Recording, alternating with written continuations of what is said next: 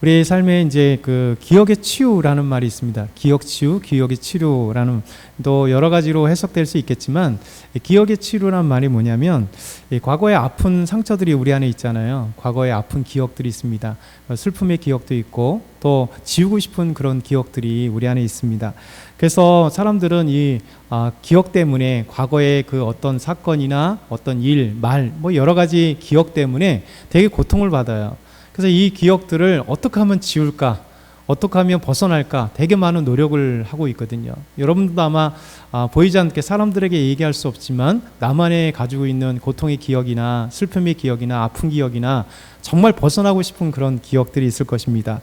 그래서 이 기억들을 계속해서 지워버리려고 발버둥 치고 애써보고 외면하려고 노력을 하죠. 그런데 놀랍게도 그렇게 하면 잃어버리면 좋은데 이 좋지 않은 기억들이 쉽게 잃어버리지 않습니다. 오히려 더 생각나죠.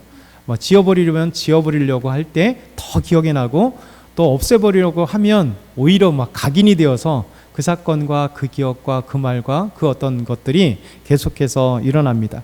그래서 반복되는 그 아픔들을 경험하게 되는 거예요. 그래서 이 기억들을 빨리 없앴으면 좋겠다라는 거죠.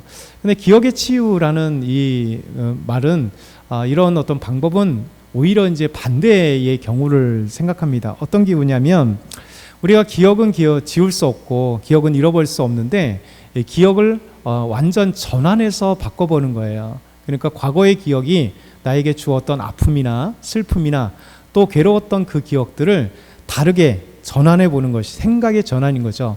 그래서 그 전환이 어떤 의미를 갖고 있는가, 그리고 현실에서 지금 상황에서 나에게 어떤 영향을 주는다 생각할 때 이게 아픔의 영향이 아니라 부정의 영향이 아니라 그걸 의미를 바꿔보는 거예요. 그 기억 때문에, 그 아픔 때문에, 그 슬픔 때문에, 그 말 때문에, 아니면 그 정말 힘들었던 기억 때문에 오히려 내가 성숙했다, 오히려 내가 이런 사람이 되었다. 그러니까 나쁜 이런 사람이 아니라 긍정의 이런 사람이 되었다. 만약에 그것이 없었다면 나는 어떻게 됐을까? 라는 어떤 그 의미, 기억 자체가 그 기억에 대해서 부정적으로 만들어가거나 지워버리거나 아니면 왜곡되려고 하는 게 아니라 동일한 기억이지만 그 기억의 의미를 다르게 바꿔보는 거죠. 이게 바로 이 기억의 치유라고 하는 방법입니다. 그래서 기억의 치유를 통해서 과거의 사건과 기억들을 새롭게 해석하는 거죠. 그러니까 성숙한다는 건 뭐냐면 그 의미를 새롭게 받아들이는 거예요. 그러니까 믿음도 마찬가지죠. 우리 어떤 의미로 받아들일까, 그 의미를 어떻게 생각할까라는 거죠.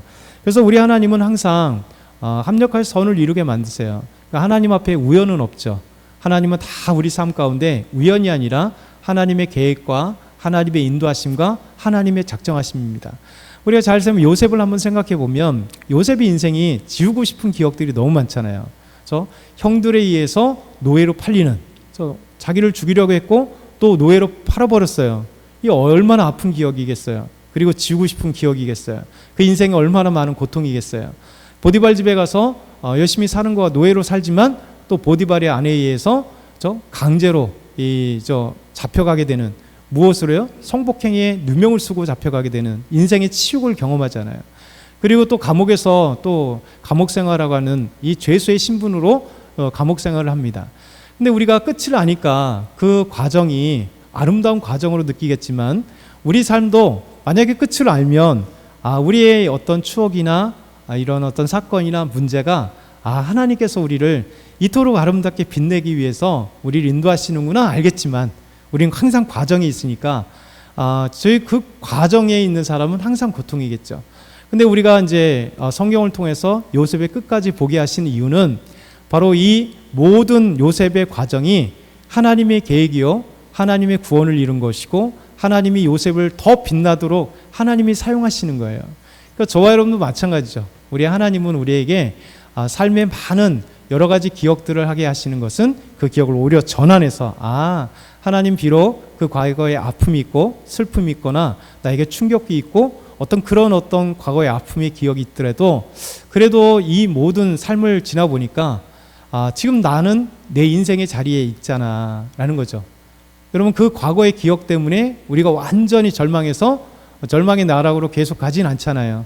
어찌됐든 간에 그 기억을 딛고 우리가 성장했던 것이고 지금 이 자리에 있는 겁니다. 그러면 하나님은 이 자리뿐만 아니라 더 아름다운 자리로 변화되기 위해서, 그것이 우리의 삶의 밑거름이 돼서 자양분이 되어서 성숙할 수 있고 더 아름다운 단단한 사람으로 만들어가기 위해서 그렇게 하시는 것이죠. 그래서 우리에게 있어서 이렇게 달리 보는 것이 되게 중요하다 생각합니다. 달리 보는 것. 그래서 어떤 또 한 가지 이런 얘기를 제가 참 의미 있게 들었는데, 시간 관리에 대해서 생각을 해봅니다. 미국의 유명한 시간 강사, 이 시간 관리 강사가 이제 대학에서 학생들에게 이제 시간 관리를 어떻게 할 것인가 이제 강의를 하기 위해서 온 거예요. 그 강사가 이제 오면 답 넘겨면 그 강사가 학생들 앞에서 이 어항을 가져온 거예요. 그래서 어항을 가져오면서 이렇게 얘기합니다. 여러분, 제가 여러분에게 이 어항을 가져왔습니다. 어항에 무엇으로 가득 채울 수 있을까요? 라고 얘기하면서 이제 그 두 번째 보면 이 강사가 여기에 큰 돌을 가다가 5개를 쿵쿵쿵쿵 채운 거예요. 그러면서 학생들에게 물어보죠. 여러분, 이 어항이 다 찼을까요? 당연히 학생들은 아니요 라고 얘기하죠. 그러면서 이 강사가 다시 그 다음에 보면 여기에 이제 조약들을 또 이렇게 공간에 채운 거예요. 조약들을 채우니까 또 많이 찼잖아요. 학생들에게 다시 물어보는 거예요. 여러분, 이 어항에 다 찼는가요? 그랬더니 아니라고 얘기합니다. 강사가 다시 한번 여기에 더 다음에 보면 이제 모래들을 쫙 채운 거예요. 모래를 채우니까 빈 공간들이 또 다 채워지는 거예요. 그러면서 학생들이 또 물어보죠. 여러분, 학생들 여기 어항에 다 찼나요? 아니요 라고 얘기하죠. 근데 이때 시간 강사가 여기에 이제 물을 탁 붓는 거예요. 그 물을 부니까 공간 없이 다 채워지는 거예요. 그러면서 이 공간을 채웠습니다. 그럼 학생들에게 이런 얘기를 하죠. 내가 어항과 큰 돌과 조약돌과 모래와 그리고 물을 가져왔습니다. 그리고 여러분에게 보여줄 것 다 보여줬고, 그리고 여러분에게 하고 싶은 얘기를 다 했습니다 라고 얘기를 한 거예요. 그러면서 학생들에게 이렇게 역으로 질문을 합니다. 내가 이것을 가져와서 여러분에게 보여준 이유가 뭘까요? 그렇죠? 무엇을 설명하고 싶어서 얘기했을까요? 라고 물어본 거예요.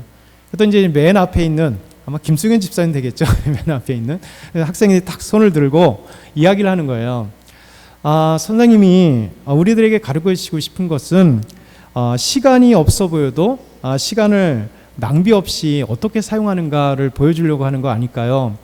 우리가 시간이 없다고 하는데 저 큰 돌 먼저 보고 있지만 나는 시간이 없어 라고 생각하지만 잘 생각해보고 되돌아보면 짜투리 시간이 있고 잃어버리는 시간이 있고 낭비되는 시간이 있고 의미 없이 이렇게 시간이 흘러보는 시간이 참 많잖아요.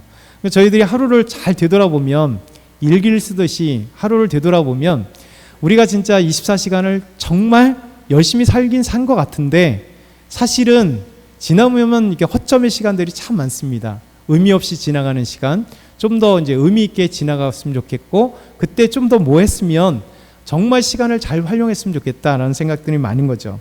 그래서 이 학생이 계속해서 얘기하기를, 자세히 쳐다보니까 선생님이 이렇게 큰 돌을 놓고 아무것도 없는 것 같지만, 이렇게 다 찬 것 같지만 자세히 보니까 또 있어서 이렇게 자갈을, 조약돌을 놓고 모래를 놓고 물을 넣는 것처럼 우리의 시간들을 잘 살펴보면 그 짜투리 시간, 낭비되는 시간이 있어서 이 시간들을 잘 관리하면 좋은 어항이 꽉 차듯이 좋은 삶의 시간 관리가 되지 않을까요? 이렇게 얘기를 합니다. 강사는 그 학생의 이야기를 들으면서 오히려 이렇게 얘기를 합니다. 나는 그 이야기를 하는 것이 아니다. 그렇죠? 만일 이 어항에 물을 먼저 채웠다면, 이 어항에 이 모래를 먼저 채웠다면, 그리고 이 어항에 자갈을, 조약돌을 먼저 채웠다면 여러분, 이 5개의 큰 돌이 들어갈 자리가 있겠나라고 얘기하는 거예요. 그렇죠? 역으로 생각하는 거죠. 그러면서 자네들이 인생에 있어서 큰 돌이 무엇일까라고 생각해 보라는 거예요. 우리 인생에, 저와 여러분도 마찬가지죠. 우리 인생에 큰 돌이 뭘까? 어항은 우리 전 인생이라고 생각한다면 우리 삶의 큰 돌이 뭐냐면 가장 중요한 것, 우리 있어서 우선순위로 가장 중요한 것, 내 인생에서 오늘 하루에서 가장 중요한 것이 차지해야 되는데, 만약에 우선순위가 아닌 후순위에 물을 먼저 채워버리면 이 큰 돌이 들어가거나 조약돌이 들어갈 만한 공간이 생기지 않는다는 거예요. 만약에 또 모래가 가득 채웠다면 동일한 현상이 나타나는 거죠. 조약돌이 만약에 가득 찼다면 여기에 큰 돌, 가장 인생에 중요하고 의미 있는 그 돌, 그 의미 있는 일들을 할 수 없었다는 거예요. 그러니까 우리는 이것이 대부분의 사람들의 시간 관리가 우선순위가 잘못됐다는 거예요. 그래서 우리에게 있어서 인생에 오늘 하루나 또 우리가 한 1년이나 인생에 있어서 우리가 가장 가치 있고 인생에서 준비해야 될 일, 내가 가장 중요하다는 일, 이것이 무엇일까? 반드시 해야만 하는 일, 이것이 무엇일까를 딱 정했을 때 인생이 먼저 이 큰 돌처럼 중요한 목표와 비전과 꿈과 어떤 것들을 내가 세우기 위해서 내 인생에 그거에 시간을 가장 많이 투자하고 거기에 누라는 거예요. 그리고 난 다음에 그 돌 위에 또 공간이 생기기 때문에 차순위의 우선순위를 정해서 그 일들을 정하고 그렇게 나갔을 때 나중에 아주 작은 후순위의 물까지도 가득 차게 된다는 거죠. 근데 후순위 물부터 채우면 나머지 것 아무것도 못 채우고 또 모래도 채우면 나머지 아무것도 중요한 일, 내 인생에 진짜 중요한 일 생길 때 시간도 없고 물질도 없고 인생에 시간도 지나가고 아무것도 없다는 것. 그러니까 이것이 이번 주에 이제 들어보면서 참 의미 있다라는 생각이 들어요. 우리 신앙생활도 마찬가지로 동일한 것 같습니다. 앞에 처음에 이야기되는 기억의 치유도 마찬가지고 시간 관리에 있어서도 마찬가지예요. 하나님께서 우리에게 있어서 신앙에 있어서 무엇이 중요할까라는 거예요. 무엇이 중요할까? 우리는 신앙생활 하는데 적어도 여러분이 예수 믿고 지금 각자가 연수가 다 다르고 믿는 과정은 다 다르지만 우리는 어느 순간에 물만 채우거나 모래만 채울 때가 참 많습니다. 진짜 하나님께서 우리에게 신앙생활에 가장 중요한 이 돌, 이것이 우리에게 중요한데 그 돌은 외면한 채 아주 자질구레한 것들만 우리의 또 교회 와서 그런 것들만 계속 하면서 1년이 지나가고 2년이 지나고 지금까지 올 수가 있다는 거예요. 그래서 우리는 이제 좀 바꿔야 되는 거예요. 생각의 전환을 통해서 우리 시간의 우선순위를 가장 큰 거, 중요한 것부터 후순위를 그 다음에 두는 것처럼 우리 신앙의 우선순위가 되게 중요해요. 그러니까 신앙의 우선순위를 뭘 정할 건가? 저와 여러분은 나름대로 다 다를 겁니다. 그러나 가장의 신앙의 우선순위를 정해가는 게 중요한 거예요. 그렇죠? 우리의 신앙의 우선순위는 하나님을 알아가는 것, 예수님을 알아가는 것, 하나님 말씀하시고 예수님 말씀하시는 바를 삶 속에서 실천하고 또 나가는 것, 이것이 되게 중요하다 생각합니다. 그래서 신앙의 우선순위 속에서 우리의 무엇일까? 오늘 예수님께서는 이 신앙의 우선순위를 우리에게 보여줍니다. 그러면서 참 기쁨을 누릴 수 있는 것이 무엇일까라는 생각이죠. 예수님께서 이제 회당에 다시 들어가게 되었습니다. 회당이라고 하는 것은 당시에는 성전이 있고 회당이 있었어요. 회당은 포로되면서 디아스포라 유대인들, 흩어져 있는 유대인들을 통해서 예루살렘 성전이 갈 수 없고 또 예루살렘 성전이 바벨론에 의해서 파괴되었기 때문에 제사를 드릴 수 없기 때문에 이 성전의 대치용은 아니지만 성전의 기능은 일부를 감당하기 위해서 회당들이 생겨난 겁니다. 그러니까 유대인들은 지금까지 시나고그라고 하는 회당이 지금까지도 다 있어요. 시나고그라고 하는 이 회당은 어떤 역할을 감당하느냐면 율법 교육, 토라 교육을 하는, 그러니까 성경 교육을 감당하는 교육기관으로서의 회당. 그리고 이곳에 와서 예루살렘 성전을 갈 수 없고 또 바벨론에 의해서 파괴되고 스룹바벨에 짓기 전에는 이 예루살렘 성전을 멀리 있으니까 흩어져 있는 이 디아스포라 유대인들이 기도하기 위해서 수천 킬로를 올 수 없고 수백 킬로를 올 수 없잖아요. 그러니까 회당을 중심으로 율법의 교육, 성경을 말씀을 교육하는 교육기관으로, 그리고 그것에 와서 기도하는 기관으로, 그리고 유대 공동체가, 믿음의 공동체가 함께 나와서 이렇게 공동체가 함께 공동체의 삶을 나눌 수 있는 것이 회당이에요. 이 회당이는 항상 그래서 안식일날 모여서 토라 교육을 하고요, 안식일날 모여서 기도를 하고, 뭐 중간중간 사이에 가죠, 당연히. 그 주 교회도 함께 안식을 모여서 흩어있는 유대인들이 각 세계, 전 세계 어느 곳에 있든지 회당을 중심으로 함께 모여서 믿음의 공동체의 아름다운 이런 나눔을 할 수 있는 게 회당입니다.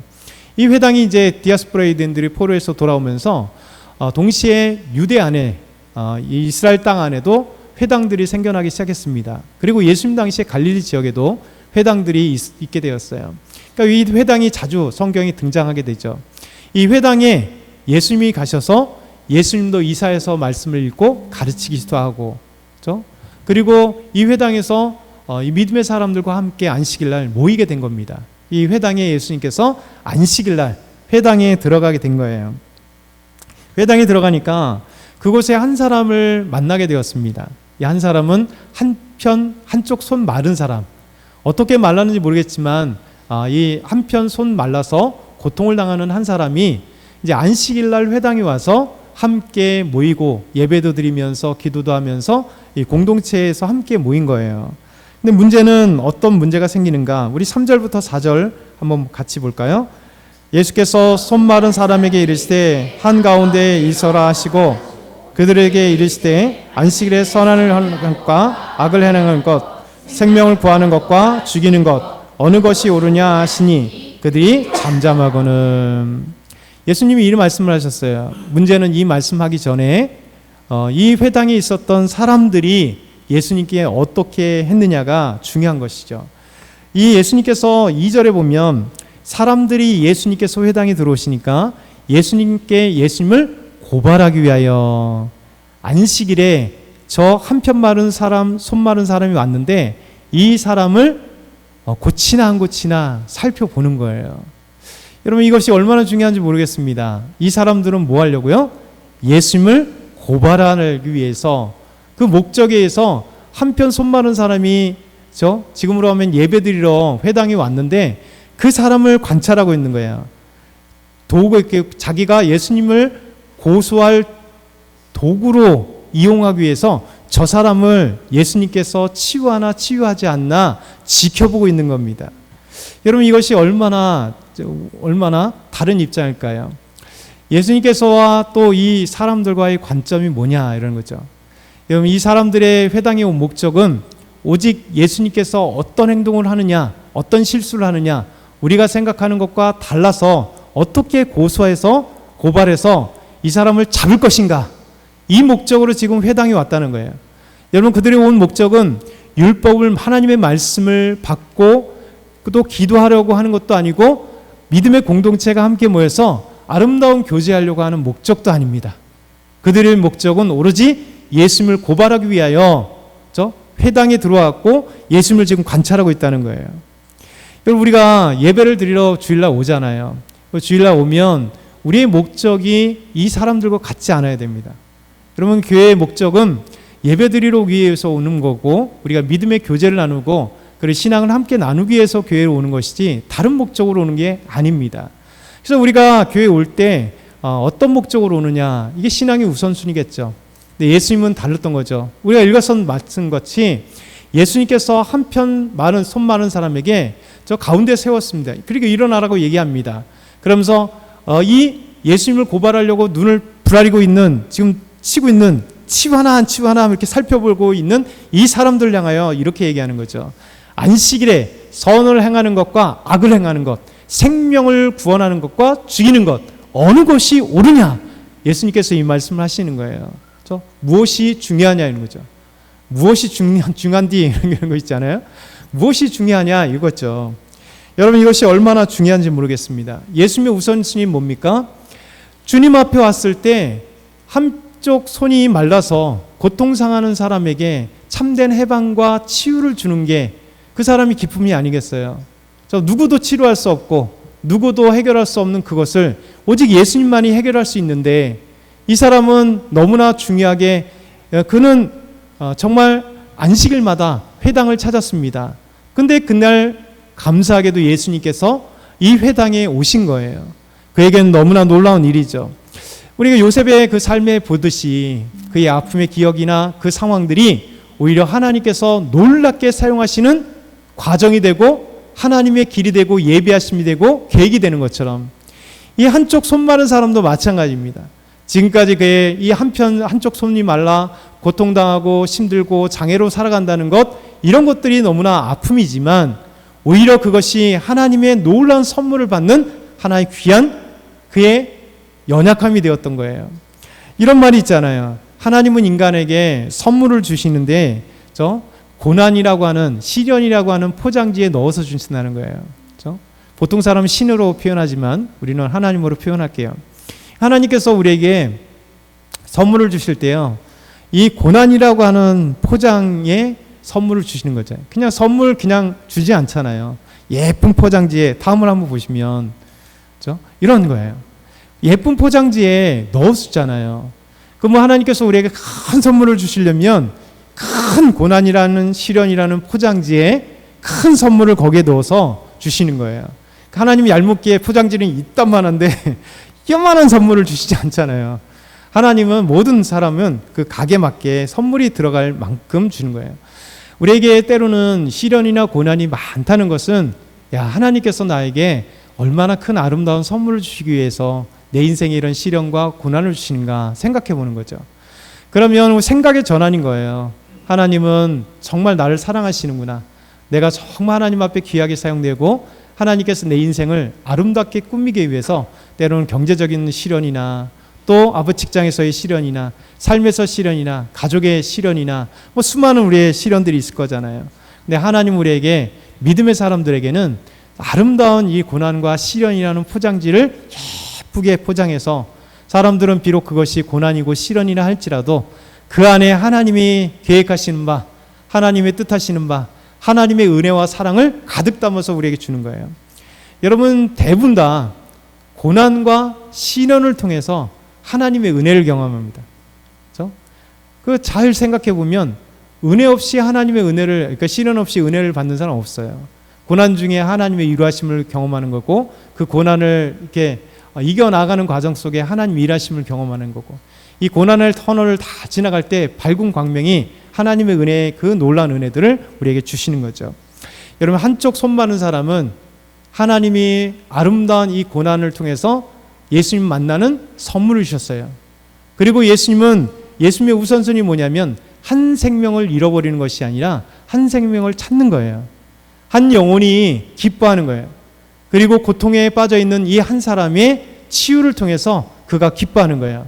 비록 예수님을 지켜보면서 고발하려고 눈초리를 예수님께 뚜렷이 보면서 지금 치료하나 안 치료하나 뚜렷이 본다 할지라도 예수님은 그것이 중요한 게 아닙니다. 예수님의 목적은 뭐냐면 이 한 사람의, 그리고 그를 가운데 세워서 일어서라고 하고 그를 놀랍게 치유하시는 거예요. 우리 5절 한번 같이 보겠습니다. 같이 읽겠습니다.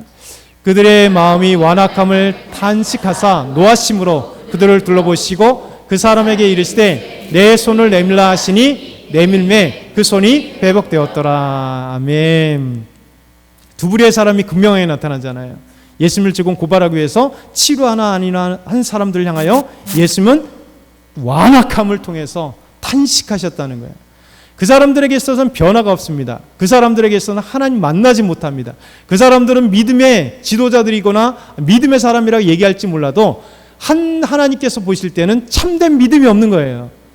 여러분, 구원자로 주신 예수 그리스도를 고발하기 위해서 그 눈초리를 치료하나 안식일에 초점을 맞추고 안식일의 참된 의미를 모른 채 그들은요, 고발할 조건을 가지고 이 사람은, 고통을 받는 사람이 자기의 고발의 도구가 되기에 불과하는 것으로 쳐다보고 있을 때 예수님 그것을 과감하게 노라고 얘기하는 거예요.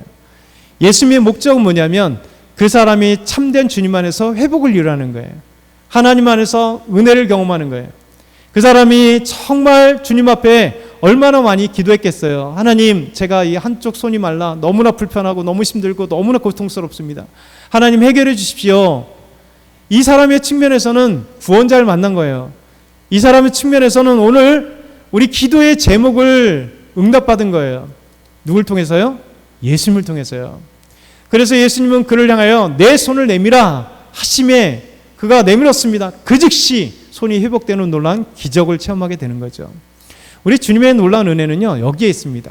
우리 삶에는요, 우리가 주님 앞에 나왔을 때 이 고난이라는 아픔이라는 그것을 통해서 오히려 하나님 우리에게 은혜의 선물을 주시고, 우리가 신앙생활에 가장 중요한 것이 무엇인가를 세우면 주님의 마음을 알 수가 있어요.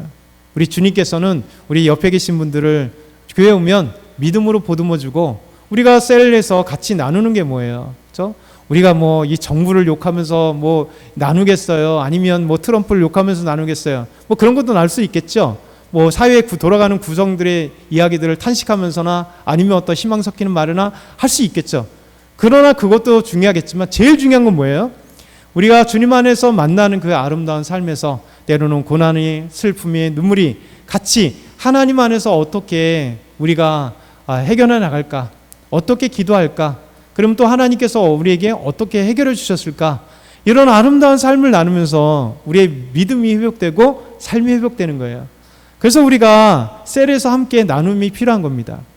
예배의 자리에서 말씀을 들었으면 우리의 삶의 현장에서 우리 체득된 것들을 함께 나눌 때요, 우리는 나눔이 있어야 사람이 성장하게 되어 있어요.